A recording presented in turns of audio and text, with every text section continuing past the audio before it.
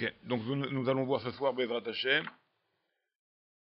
Quand on fait donc une Torah, vous savez qu'on a pas le droit donc d'écouter bien sûr du Lashon Hara et s'associer à un discours de Lashon Hara, c'est-à-dire de gens qui parlent du Lashon Hara. Bien sûr, cela est interdit, à moins qu'on a expliqué déjà précédemment dans les cours précédents, que on pouvait écouter si on avait les arguments pour contrer la personne qui parle le mal, en lui disant que ce que tu dis c'est faux, c'est pas possible, et on lui prouve le contraire. Donc c'est la première chose, le premier cas où on pouvait donc écouter pour argumenter le contraire à cette personne qui parle le mal, et donc bien sûr avec l'intention et en sachant que ce monsieur-là va accepter notre argumentation.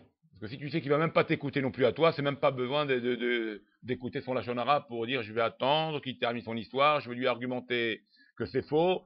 Mais si tu sais que même toi il t'écoute même pas, donc c'est même pas la peine d'écouter Bichlal depuis le début déjà. Peratri là, d'accord. Bon, deuxième cas aussi, c'est d'enlever la colère de quelqu'un. Rappelez-vous, d'accord. Quelqu'un est très coléreux ponctuellement, il est venu, il s'est mis en colère sur son employé. Il te parle à toi, et tu deviens un petit peu le réceptacle de sa colère. Et, ah, il m'a fait ça, Moshe a fait ça, Moshe a fait ça. Alors là, tu peux l'écouter, et en lui expliquant que, bon, c'est ponctuel, c'est quelque chose de pas grave, c'est pas si grave que ça, etc. Et ça lui enlève sa colère, ça le calme, en sachant bien sûr que c'est pas son habitude à ce patron-là de se mettre en colère sur Moshe, par exemple. D'accord. On avait parlé de ça, d'accord. C'était même une mitzvah d'écouter pour lui enlever sa colère, et après il va se calmer, il va reprendre son esprit, et va se... C'est ponctuel, voilà, bravo. Maintenant, on a vu après d'argumenter contre quelqu'un qui parle Lashon Hara. Il faut toujours argumenter si tu penses rester pour écouter, donc il faut argumenter et le faire taire. C'est ça le but. Si tu restes, c'est pour le faire taire. Donc maintenant, tu l'argumentes, mais tu vois que ton argument ne tient pas devant lui. Il ne veut pas t'écouter. Alors on va voir ce qui se passe maintenant dans ce cas-là.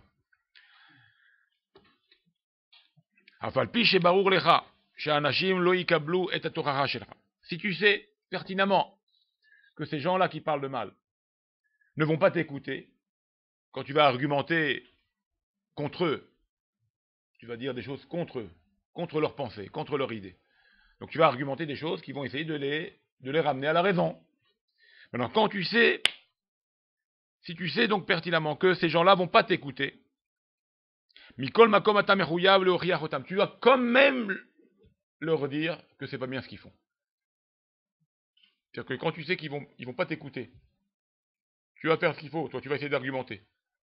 Ou même si tu peux pas argumenter, tu sais que d'avance, ta parole elle va pas venir, elle va pas accepter. Quand même dis-leur. Quand même dis-leur. Quand même dis-leur. De toute façon que tu parles ou tu parles pas, ils t'acceptent pas. Alors dis-leur quand même. Dis-lui quand même. Im tishtok, pourquoi? Parce que si tu te tais, et tu dis rien. Alors si tu te tais, quelque part, Yerchevou, Shatam Modé, les Divrem, ils vont penser que tu es d'accord avec leur discours. Tu consens à leurs propos. Donc c'est pour ça qu'il faut de toute façon, il faudra argumenter contre eux. Même s'ils n'écoutent pas. Mais au moins toi, tu as fait ton job, comme on dit. Tu as fait ton travail.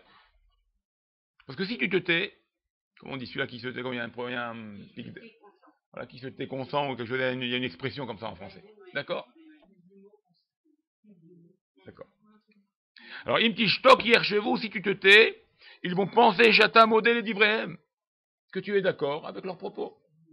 La reine, c'est pour cela. Tu as le devoir, l'obligation de protéger cet homme-là. Donc, de qui on parle? Tu dois lui faire un bouclier, tu dois être son bouclier.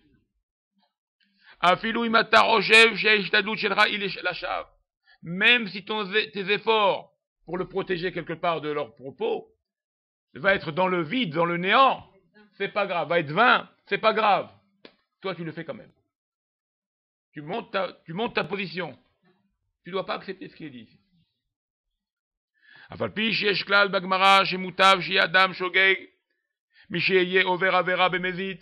C'est vrai qu'il y a un klal, il y a un principe dans la Torah qui dit qu'il faut mieux laisser quelqu'un dans l'ignorance plutôt que le réprimander sur quelque chose que de toutes les façons, il va après continuer à le transgresser. Et là, ça sera beaucoup plus grave.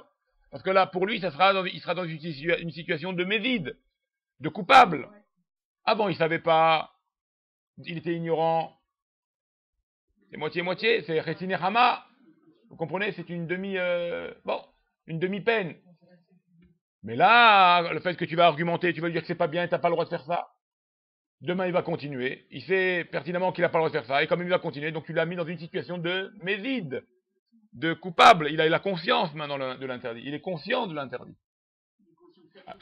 Alors, est-ce qu'on a le droit de mettre un homme dans cette situation-là? Maintenant, tu vas le mettre le mévide. Il va être volontaire. Maintenant, il va être dans une situation de volontaire du péché. Il est coupable. Oui, mais quelque part, il fallait peut-être mieux le laisser dans l'ignorance. Là, on pose la question. Est-ce que c'était pas mieux de le laisser dans l'ignorance et de ne pas parler toi, de rien dire, le laisser parler? Au moins, il est pas. Alors, regardez ce qu'il dit. Alors, bien, c'est ça qu'il nous dit maintenant. Bien que c'est vrai que d'être ignorant, peut-être d'un côté, c'est mieux. Comme ça, il est moins coupable que quand il est responsable complètement. Là, non, ça marche pas. Ce klal, ce principe-là ne marche pas pour le Lashon Hara. Kivan sheisur Lashon Hara mefurash batora. Parce que le Lashon Hara, il est explicite dans la Torah. Ce klal-là, ce principe-là de dire il faut mieux laisser un homme dans l'ignorance ou dans le shogeg, dans le côté involontaire, plutôt que de le mettre dans une situation de coupable, ça marche seulement quand c'est des choses des rabbanan. Des choses qui sont des institutions de nos chachamim. S'il ne les fait pas, parce qu'il n'a pas étudié, alors là, tu dis c'est mieux de le laisser dans l'ignorance que de lui dire, si tu sais qu'il va continuer à faire le péché, surtout. Ça marche seulement pour les chachamim, les sujets des rabbanan, des chachamim. Mais les sujets qui sont explicites dans la Torah, c'est marqué clairement, noir sur blanc dans la Torah. Tu es obligé de le dire. Parce qu'ils sont marqués clairement. Même s'il est ignorant de la Torah, un homme, il ne doit pas être ignorant de la Torah. Donc c'est son problème à lui. Toi, tu lui dis quand même si par cela, maintenant, le fait que tu lui as dit que c'est pas bien ce qu'il fait, ça va le rendre coupable pour les prochaines fois, il sera maintenant volontaire, il sera maintenant coupable de ça.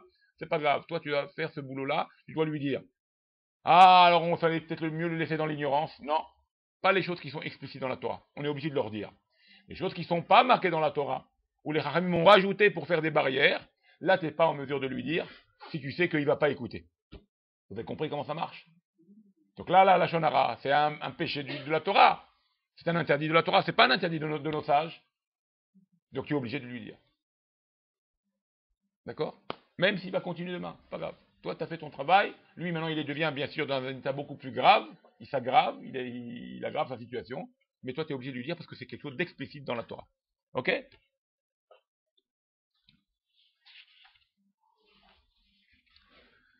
Il donne un exemple.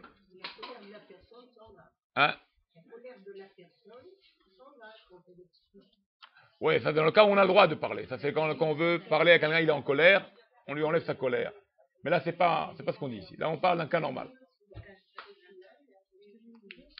D'accord? Vous avez chaud ou ça va? C'est bon, tout va bien. Hein? Ça va? Ah bon, je sais pas. Ah. Ok, on continue. Alors, on donne un exemple. Il y a un monsieur qui s'appelle Shalom. Ce Shalom-là est un juif, donc Talmid Hacham, sage. Ahmad Beshura, Kishérika la halot à l'aviron. Il était dans la rangée pour monter dans l'avion. Ashura al-Khaleat, et les gens donc allaient très très doucement pour monter donc dans l'avion. Ubirdesh yavor azman yoter maher itrilu kama anashim socher benehem. Et pour passer le temps, comme on dit, il a vu donc parmi les gens qui montent au sein de l'avion, il a vu les gens commencent à parler entre eux. Si on va rester attendre. Bien sûr. Kama anashim socher benehem. Il a entendu donc des gens parler entre eux. Vegam la'anu la'agu be'anashim acherim. Et ils ont commencé pas seulement à parler, mais à se moquer de d'autres gens qui sont peut-être là même dans la foule qui montent à. Sur le... Il a dans le temps. Ah, t'as vu celui-là, regarde celui-là, qui vont être assis là-bas. Il va prendre toute la place, celui-là. Voilà, comme ça. Alors,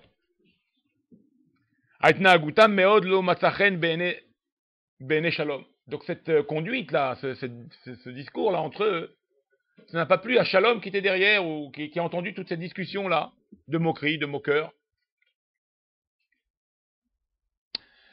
Et il s'est tenu à côté d'eux, mais il n'a rien dit. Parce qu'il est persuadé que ces arguments qu'il va donner, ou les choses qu'il va essayer de les mettre de les réprimander, ne vont pas être écoutées, Bichlal, ces paroles ne vont pas être écoutées du tout. Donc il a dit, je sais rien, je vois déjà avec qui j'ai affaire, ils vont même pas m'écouter, Bichlal. Et c'est pour ça qu'il n'a fait aucun effort de les réprimander. Il n'a rien fait, il a laissé comme ça. Lara Ramesh Esre Regaim, après un petit quart d'heure est passé. Shama Gorim et Shemo Bekol ala Ramkol. Ou Bikshu Mimeno Lavo le Modin. Tout d'un coup, après un petit quart d'heure, on entend l'interphone de l'aéroport. Monsieur Shalom, demandez au renseignement. Mais qu'est-ce qui se passe? Il est appelé au renseignement, c'est pas des blagues. Ouais. La rare Shahadav et Amakom. Après qu'il a quitté l'endroit, donc dû à l'appel qu'on est en train de l'appeler. Amar Echad Anashim Shediber la Shonara l'Achrim, un du groupe là qui parlait du mal. Un des gens qui parlait de mal.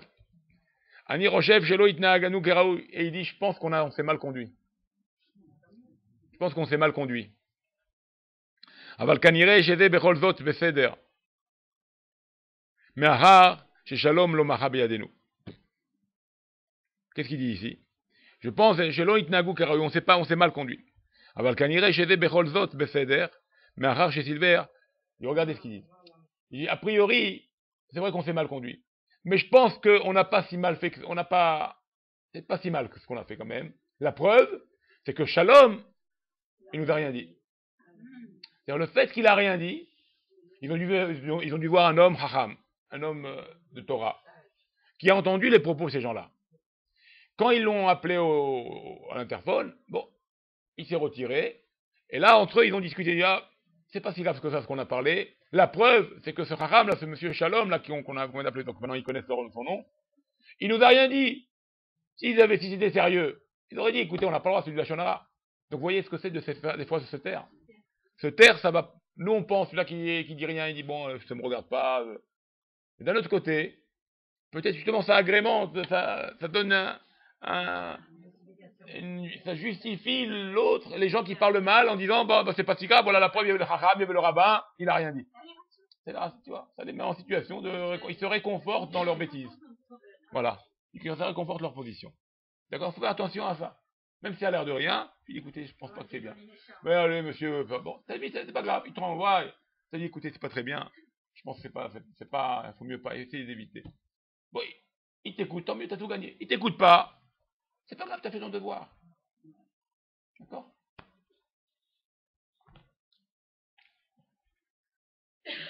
Un autre point, on va voir. Imadam matri le daber la shonara bepanecha. Un homme, il commence à parler avec toi, tout d'un coup, il se met à parler de la shonara avec toi.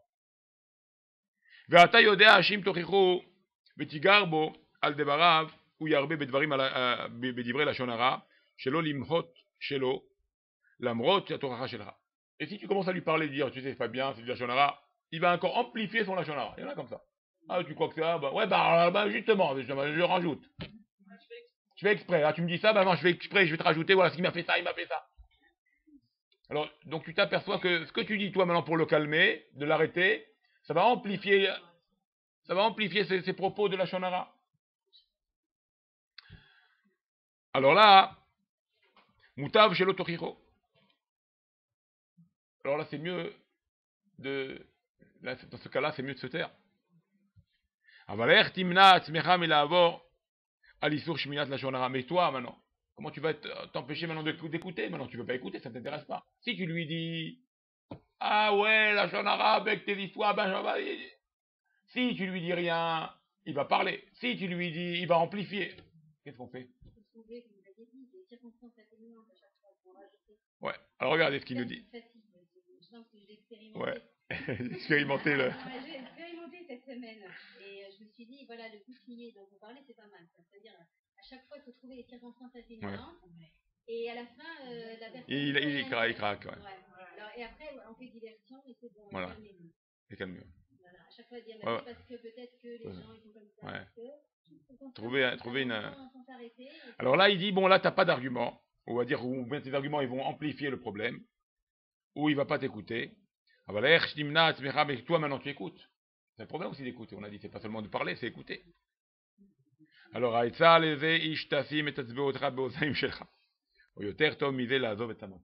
le mieux, ce qui est bien de faire, c'est que tu prends tes doigts, tu les rends dans tes oreilles devant lui. Tu fais hop. Comme ça le va dans le lobe de l'oreille, tu le rends dans tes oreilles. Ou bien, si tu n'arrives pas, il va te prendre pour un fou, parce qu'il peut te prendre pour un fou, mais c'est mieux de te prendre pour un fou que de parler d'Ashonara. C'est pas grave. Qu'on soit passé pour des fous, plutôt que de parler du mal. Ou bien, si tu vois que c'est trop fort pour toi, tu prends tes jambes, et tu dis, colle tout, monsieur, au revoir. Et tu pars, et tu le laisses parler tout seul. D'accord, c'est ce qu'il faut faire. Voilà, j'ai rendez-vous, et puis des diversions, là. On va donner un exemple. Mais Seudat Ratuna, il y avait un mariage, Seudat Ratuna, donc une Seuda de mariage. Yachav Zeev, un monsieur s'appelle Zeev. Il s'est assis avec des gens. Mais ce monsieur Zeev là, il s'est assis avec des gens où ces gens-là ne font pas du tout attention à leur langue. Mais comme Zeev était le plus jeune du groupe, et quand tu es jeune, ils ont 50 ans, moi j'ai 20 ans, ils sont mal à l'aise. Bon, il était là, à la table. Alors, il est le plus jeune du groupe. Yadash Torarto, Tigrom, Liotera, ça va entraîner encore plus de mal, encore plus du Lachonara. Les gens, ils vont encore plus parler. Mais qui tu es, toi, un petit jeune, tu viens nous apprendre. Des fois, tu rentres dans une situation, tu ne sais pas comment t'en sortir. Alors, Yadash Torarto, Tigrom, Liotera, Meacher, les Etoel, plus que de mal, beaucoup plus que le bien qu'il peut apporter à ces gens-là. D'accord? L'élo, mila, ma'er, la azov. Alors là, il n'y a pas besoin de parler. Il se lève de la table. C'est une Seudat Ratuna, donc il peut s'asseoir ailleurs. Il se lève de la table, il fait comme si rien n'était et il s'en va. Là, il n'y a pas besoin de parler, là, tu les connais pas. C'est des gens beaucoup plus âgés que toi, ils vont même pas te regarder, Birlal. Vous savez, il y a ces situations des fois. Si c'est celui-là, petit jeune, il vient nous faire des. Nous, on sait ce que c'est, la Shonara, nous, on sait ce que c'est. Et puis, ils ont des principes. Toi, tu essaies de faire le bien, mais du coup, ils te mettent en. Alors tu peux rien dire. Alors là, dans ce cas-là, tu te lèves, le jeune il se lève, monsieur Zeev il se lève, et il va s'asseoir à une autre table. D'accord? Et là, il évite tout dialogue, toute parole, et puis il évite d'argumenter, parce qu'il même en argumentant, justement, ce qu'il va argumenter, ça va encore amplifier ce qu'il pense qu'ils ont raison. Donc ça sert à rien. Un autre cas de dogma, on en met quelques autres dogmas hautes. Gad aya shachen haddash babait. Gad était un nouveau voisin. Aya adam shaya meod noach labriot. Ubizman katsar rachash lo arbe yedidim. Donc il était un homme très ami, très social, très sociable. Il s'associait bien avec les gens de son entourage. Donc rapidement, il a eu autour de lui beaucoup d'amis. Bizman katsar rachash lo arbe yedidim. Berakevet ityashev etzlo shreno, et dans le train, et un de ses voisins s'est assis à côté de lui. Son voisin s'appelait Frankel. Veshal Oto, il lui a demandé, il lui dit, écoute, j'ai remarqué que personne parle du Lachonara avec toi. Tellement t'es apprécié, on n'ose pas. Mawasod, c'est quoi le secret? Pourquoi on n'ose pas parler Lachonara avec toi? Il lui dit, Enje Sod, c'est pas un Sod. C'est pas un secret. Anna. Alors il met de Gad, quoi. Kol pam shani shomea Lachonara. Tout le temps j'entends de Lachonara. Ani mechayer, je rigole, fais un sourire. Vesham etzba ahad baozen ahat. Vetzba shnia baozen shnia. Je rigole, il fait. Voilà, je rigole et je rentre mes oreilles je rentre mes doigts dans mes oreilles. Vous êtes tamine, oui, ça aide, tout le temps ça marche. Tout le temps ça marche. En aferaz medaber la shonara kishani dit ça. Et donc, ils n'osent pas parler la shonara avec moi parce qu'ils me prennent pour un fou, alors c'est pas grave, c'est préférable. Mais au moins, je suis tranquille. C'est pas un secret, c'est ce qu'a dit l'Agmara, en fait. L'Agmara dit comme ça. On dit, pourquoi, quand l'Agmara dit ça? Okay. On dit, pourquoi les doigts, le etzba, il a été créé? Chaque doigt, il a une fonction. Ça, c'est Veret, c'est pour les pierres du Rochen, on mesure les pierres du Rochen. Ça, c'est Kimsa, c'est pour prendre le solet, pour prendre la mesure de commerce du solet de la semoule. Ça, c'est Ama, c'est pour les mesures de Ama de Binyan, de construction. D'accord? Une Ama, qu'on dit une Ama, de là à là, l'Ama, c'est pour ça qu'il s'appelle Ama. Ça, c'est Etzba. À quoi il sert Etzba? Il sert, la Gemara dit, il sert à mettre les doigts bidiouk dans les trous des oreilles, et c'est voilà, pour pas écouter la shonara. D'accord? Et ça, c'est Goudal. Le Goudal, c'est pour le Kohanim, pour les lépreux, pour la lignane de la Tahara, de la pureté. Donc voilà, chaque doigt, il a un nom et il a une fonction dans la Torah. Et le Goudal, ce que j'ai dit, pour la pureté, le Kohanim, les Metzoraïm, les lépreux, etc. D'accord? Et le lobe aussi, Dieu il a fait le lobe, c'est ce qu'il dit. Dieu il a fait le lobe pour le rentrer dans le trou. Alors ça fait une double fermeture. Le lobe, on le rentre dans le trou avec le doigt. Hop. Voilà. Donc il dit, c'est pas un secret, je souris à la personne, je me fais une allure extraordinaire, mes deux doigts dans les oreilles, tout va bien. Et les gens, ils m'évitent, pas de problème.